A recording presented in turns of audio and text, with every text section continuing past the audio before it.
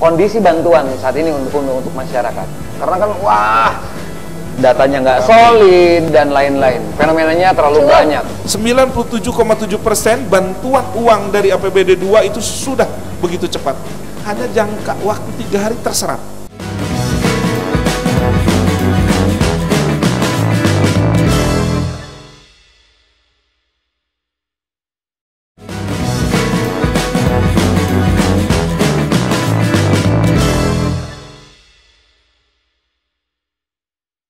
Ya. Pak Oli, kita lanjutkan. Tadi apa namanya, kita bicara soal bahwa Kota Tasikmalaya ini sudah naik satu strip lagi nih, angkanya dari 6 ke 7. Ya. Artinya biru menjelang ke hijau. Birunya biru kolot lah. Biru kolot gitu. Jadi model berem cabai hijau gini coda gitu. Apa berem cabai hijau? Cabai hijau gitulah. Ya, itu salah satu kita bisa bertahan dan naik nilai dari 6 ke 7, ada penilaian-penilaian banyak sekali. Yaitu selama kita melaksanakan PSBB ketiga, yang lebih dikenal istilahnya AKB lah, adaptasi kebiasaan baru dan sebagainya. Selama 14 hari, alhamdulillah tidak ada kasus baru positif yang COVID confirm lah, tidak ada. Gitu. Itu yang alhamdulillah kita. Saya dengar tadi ada pengecekan juga di pasar. Ya, itu sudah jadi program kita, tim gugus tugas Tasikmalaya, yang di lapangannya adalah dari Dinas Sosial, bahwa kita melaksanakan rapid test massal.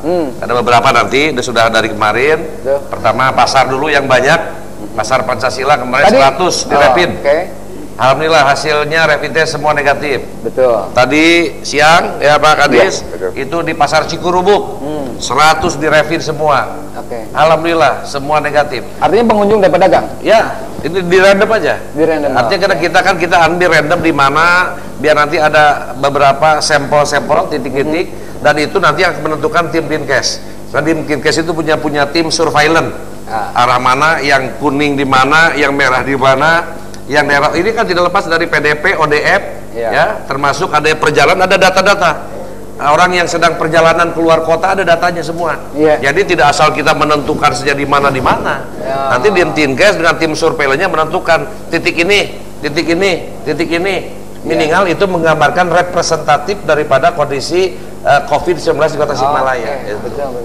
Dan Pak Kadis, kurvanya sendiri untuk di Kota Tasikmalaya?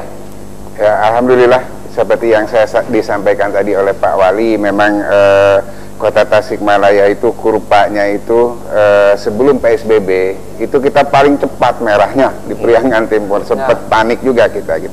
Tapi alhamdulillah kerja keras tim semua gugus tugas, PSBB jilid 1 mungkin gitu ya, apa yang PSBB pertama mulai ada penurunan, kemudian PSBB ketiga ada penurunan lagi, kemudian masuk ke PSBB jilid ketiga ini dengan pendekatan AKB ini, alhamdulillah luar biasa seperti tadi disampaikan oleh Pak Wali, kita tinggal satu level lagi untuk bisa masuk ke area untuk pasien kondisi saat ini Pak, pasien yang positif. Alhamdulillah kalau pasien sampai saat ini tadi memang selama 2 minggu terakhir tidak ada penambahan, kita tinggal tersisa 4 pasien, mudah-mudahan yang 1 pasien ini bisa pulang hari ini. Tapi yang 3 pun posisinya di Bandung, sebetulnya di Immanuel. Ya, yang 1 kita yang di Kota Tasik kita rawat 1 ini tinggal 1 di salah satu rumah sakit swasta. Nah, mudah-mudahan ini bisa selesai semua, karena untuk syarat pelonggaran PSBB indikatornya kan ada 3 hal, dari aspek epidemiologi, kemudian surveillance kesehatan masyarakat, dan pasien case-nya. Salah satu dari aspek epidemiologi itu tingkat kesembuhan. Tingkat kesembuhan itu sekarang alhamdulillah sudah cukup tinggi kita, tingkat kesembuhannya. Langkah-langkah ke depan nih. Soalnya saya juga riskan kalau misalkan begini, tim surveillance juga tidak maksimal misalkan mendeteksi secara dini. Itu bagaimana nih untuk ke depannya? Ya, untuk ke depan tadi kita sudah melakukan diantaranya itu dengan tracing. Salah satu untuk masuk ke new normal itu ada beberapa tahapan yang harus ada beberapa syarat yang harus kita lakukan. Di antaranya kita harus yakin bahwa COVID ini sudah terkendali. Kemudian kedua, kekuatan tracing dan kekuatan tes. Nah, salah satu sekarang ke depan sedang kita lakukan. Ada tracing untuk RDT, ada testing untuk swab. Yeah. Dan atas arahan Pak Wali selaku Ketua Gugus Tugas, rapid ini udah kita lakukan di 2 tempat di pasar, karena memang itu tempat yang kita nilai paling punya potensi untuk penularan, ada pedagang dan lain sebagainya dari mana-mana kan. Dan kalau tidak salah juga Bandung ada 3 pasar yang ditutup ya? Iya, kalau di Bandung itu. Nah, makanya kita pasar itu bisa jadi punya potensi spreader gitu kan. Ketika orang datang ke sana berjual beli, bertransaksi di sana, kita tahu di pasar itu kan agak sulit buat mengendalikannya. Suka tidak suka, mau tidak mau, orang ke pasar itu kan luar biasa. Dari berbagai kalangan. Kalau ke mall mungkin kita bisa atur, karena di sana ada satpam dan lain sebagainya. Kayak Cedoh tadi harus digitu bisa diatur. Kalau ke pasar itu kan sulit. Kalau ke pasar, pintu masuknya bisa dari mana saja, sehingga itu punya potensi untuk naiknya angka kejadian pemaparan COVID-19 itu. Sehingga di pasar kita lakukan untuk rapid test. Kemudian juga sudah dijadwalkan ya Pak Wali nanti untuk Senin kita di level pendidikan, kita kemudian yang kedua di mall. Di 2 mall ini kita akan lakukan swab minggu depan, rencananya agendanya minggu depan. Senin, Selasa, Rabu kita harus maraton terus, karena ini menjadi pelacakan atau tracing yang dilakukan tim surveillance ini menjadi syarat atau indikator pelonggaran PSBB. Nah, kalau ininya ngedrop, nggak bagus, hasilnya nanti PSBB-nya bisa kembali lagi dari awal lagi gitu kan, kembali lagi. Mudah-mudahan ini nggak ada kasus baru gitu kan. Memang tapi mau nggak mau harus dilakukan. Kalau kita tidak lakukan, kita nggak yakin COVID ini udah bisa kita kendalikan atau belum. Tapi di satu sisi kalau kita kendalikan, tidak lakukan, maka tiba-tiba kasusnya naik. Yang kita khawatir nanti ada second wave. Oke, khawatir itu ya. Dan saya juga kasihan Cedo. Iya. Kalau terjadi second seperti gelombang kedua itu, yang pasien itu tim medis. Dan saya juga kan sekarang kita mengapresiasi para tim medis kita kan. Jadi Mas Kang Eko, jadi Cedoh dengan kondisi gini jangan merasa ini wah bebas, tidak, bahaya ini. Justru ini kita jaga, ini modal yang sangat luar biasa. Jangan sampai nanti kejadiannya gelombang kedua. Kalau kita lagi kecil sering ada mainan ular tangga. Ular tangga naik ke atas tiba-tiba poros kena lagi. Bahaya kalau udah nol lagi, capek semua ini. Maka ke masyarakat Cedoh kan deh ulah kena iya bebas tidak sampai kapan, sampai vaksin itu ditemukan. Ya kan gitu. Emang kan Cedoh tahan ya betul. Pak Kadinsos nih, saya ingin tahu sejauh ini kan ini juga tidak kalah sengitnya. Iya betul. Ketika di saat pandemi begini, orang juga kan beraktivitas terbatas. 1, 2, dan 3. Iya. Lalu bantuan, ini saya ingin tahu soal bantuan, karena kan wah datanya nggak solid dan lain-lain, fenomenanya terlalu banyak. Barangkali Pak Kadis bisa menjelaskan? Baik, terima kasih. Berawal dari COVID-19 ini berdampak ujungnya terhadap sosial, karena ekonomi, perputaran ekonomi. Dari itu kita harus tahu sejarahnya, kronologisnya. Pada tanggal 31 Maret terlayanglah surat, kita mendapatkan surat dari gubernuran. Kita coba berembuk bersama dengan Bapeda, Pasekda semua untuk mengantisipasi dampak bencana dari COVID-19 ini. Sudah kita punya rumusan, begitu. Tanggal 3 dilayangkan surat oleh Pasekda terhadap Pak Camat. Ditindaklanjuti masuk ke kelurahan. Dari situ ada 2 data besar. Data DTKS yang biasa kita lakukan dengan sistem itu, sistemnya SIG-NG, Sistem Informasi Kesejahteraan Sosial Next Generation. Jumlahnya yang sudah ditandatangani oleh Pak Wali dalam rangka perjanjian atau MOU dengan Kementerian Sosial itu 71.929. Itu KRTKS, orang-orang yang terdampak. Bukan terdampak. Bukan. Itu biasa. Yang biasa keluarga yang tidak mampu, dari desil 1 sampai desil 8. Enggak PKH gitu kan. PKH, BPNT. Surat itu ditindaklanjuti oleh lurah masuk ke RW. Iya. Itu dibatas pada tanggal 6 jam 12 malam. Datanglah data non DTKS ini sejumlah 103 ribuan. 103 ribu. Kakak itu KRTKS, keluarga rumah tangga sasaran. Kita upload karena memang sudah ditunggu oleh gubernur. Kita upload seutuhnya, masuk. Barulah pikon dan pikon terus berlanjut. Sampai ujung akhir Pak Ridwan bilang, ambil 10% untuk kabupaten kota se-Jawa Barat. Sisanya Pak Gubernur yang menanggung. Di perjalanan pikon selanjutnya yang ke-7 kalau tidak salah, akhirnya diputuskan 30% diadopsi oleh APBD 1, kurang lebih 35.000. Baik, ini Pak, endingnya nih saat ini, kondisi bantuan saat ini untuk masyarakat. Kondisi saat ini untuk masyarakat kita sudah bisa menganalisa sekarang. Pertama, janji yang 51.000 oleh Kemensos, datangnya hanya 11.000. Artinya kita punya kekurangan 40.000 KRTKS. Jadi 16 kalau Pak Wali sudah barang tentu. Siapa lagi? Presidennya Kota Tasikmalaya itu kan Pak Wali. Ya.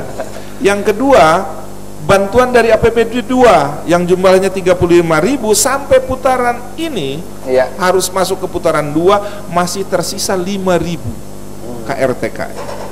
Kita belum bisa fix betul bagaimana nanti untuk menghitungnya. Tapi Bapak optimis semua warga yang terdampak dan yang warga miskin ini bakal menerima bantuan? Saya sangat optimis ketika Pak Wali mentekel. Itu hebatnya Kota Tasik. Dan yang paling hebat Kota Tasik ini nomor 1 sebetulnya di Jawa Barat. 97,7% bantuan uang dari APBD 2 itu sudah begitu cepat. Hanya jangka waktu 3 hari terserap. Beda dengan APBD 1 di provinsi. Iya, masih tersisa 5.000. Artinya masih menunggu dari provinsi. Masih menunggu sampai sejauh mana nanti provinsi habis. Nah, kita baru bisa menghitung keseluruhan. Itu untuk 3 bulan ke depan. Untuk 3 bulan ke depan kita baru 1 putaran. Karena menunggu bantuan berupa uang atau berupa barang. Kalau bentuk uang itu namanya BST, bantuan sosial tunai, itu dilakukan oleh Kemensos. Yang rencananya 51.000 hanya 11.000. Jumlah penerima? Iya, jumlah penerimanya, KRTKS-nya. Kita masih sisa 40.000. Masih banyak ya? Masih banyak. Yang belum mendapatkan. Betul. Sehingga goyah. Itu Pak Wali rada sepa gitu. Yang belum. Yang belum. Rada rewas. Tapi mudah-mudahan lah ya, dengan segala fenomenanya, mudah-mudahan bapak-bapak juga tetap semangat nih. Insya Allah kita terutama semangat. Pak Kadinsos, jadi supaya masyarakat juga kan tidak arep-arepen gitu. Bahasa Indonesia kan tidak arep-arepen. Tidak arep. PHP. Jangan sampai di PHP-in gitu lah. Intinya masyarakat kan ingin jawaban bahwa mereka yang terdaftar mendapatkan bantuan. Dan kalaupun belum yang terdata, paling tidak kan RT dan RW-nya bisa mengajukan. Sudah semua terdaftar. Oh sudah? Ya. Artinya? Yang paling mencelakakan itu di saat gelombang pembagian itu berjalan, datanglah perluasan. Namanya perluasan DTKS. Penyebab perluasan? Penyebab perluasan memang Kemensos sudah punya data dari awal. Jumlahnya 21.000. Gagar Burekol 2.000. Jumlah yang masuk ke kita 19.000. Itu perluasan dengan nominal 200.000 sembako. Dari situ mulai terlihat kemiskinan yang nyata. 13.000 mulai kelihatan ganda. 13.600. Jadi ada hikmahnya juga ya? Ada hikmahnya. Oke, tapi sayangnya ini soal bantuan nanti kita harus ngobrol di segmen khusus ini ya. Betul. Ya, idealnya. Gak apa-apa sekarang sampai jam 12 malam. Cek dong langsung dulu kan. Tapi ini harus jelas ke publik gitu kan, harus tersampaikan. Capek ke bapak kamu. Tapi nanti pemirsa soal bantuan untuk COVID ini akan ya kalau melihat begini tentunya bisa pekan depan kita akan bahas lebih dalam lagi Pak. Tapi malam hari ini mungkin karena terbatas juga. Dan saya harus concern di bagaimana AKB ini ke depan. Ini juga jangan sampai Pak Kadinkes nanti keleleran gitu ya. Kang, ini juga ini momen yang sangat baik karena waktu juga harus kita manfaatkan. Tadi Kak Dinas Sosial menjelaskan kemarin kan sempat rame ya, ada organisasi forum silaturahmi RT RW, belum komponen masyarakat yang lain termasuk teman-teman DPRD, karena ini ada kesemrawutan gitu kan seolah-olah di bansos. Jadi dijelaskan data waktu hanya 3 hari saja harus data masuk semua, karena gubernur ditunggu oleh pusat ya kan, masuk semua, udah masuk semua, bagilah kuota. Kementerian Sosial 51.000, provinsi 35.000, kita kebagian 17.000, udah kita eksekusi kan 500.000 kita. Provinsi 500.000, tapi 500.000-nya variasi ya, 350.000 ya, sembako sama uang. Kemensos 600.000 uang tunai. Jadi dapat dibayangkan di bawah itu di data waktu yang sama, tapi uang turunnya tidak sama karena sumber uangnya berbeda. Ya, nah ini yang pertama tadi ada perluasan, bagus sebetulnya. Bagaimana kementerian ingin membantu daerah perluasan. Data yang sudah masuk tiba-tiba 19.000 ya Pak, 19.000 itu masuk perluasan DTKS, sehingga data yang tadinya sudah kita masukkan akhirnya masuk ke data itu keambil, sehingga double. Jadi masyarakat harus paham ini lama ini karena kita tidak boleh memberikan bantuan double. Ya kan? Kalau dia sudah DTKS apa saja, PKH, BPNT, banyaklah bantuan yang sudah rutin. Artinya singgah rumah sakit. Kalau DTKS yang dampak COVID gitu kan, ternyata di lapangan muncul tadi yang double. Satu lagi apa? Yang dapat PKH. Yang dapat PKH itu rata-rata data ibu-ibu. PKK kan program keluarga harapan, dinas sosial banyak kita 44.000 gitu kan. Itu data ibu-ibu, ibu hamil, ibu menyusui di sana. Kalau COVID yang non DTKS, kartu keluarga yang didata bapaknya. Kita nggak tahu, ternyata double. Si ibu ikut PKH, ini bapaknya, itu tetap dianulir. Ada lagi muncul tiba-tiba, oh dia pensiunan, oh iya ASN, tidak boleh lagi. Tapi pada prinsipnya tetap saya minta kepada masyarakat untuk sabar.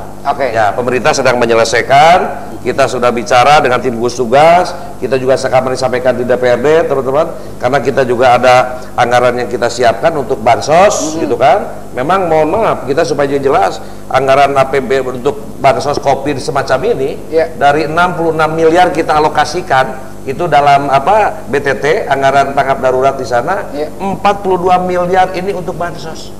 Jadi kalau bicara muncul 66 miliar untuk apa? 42 miliar hanya untuk bansos saja.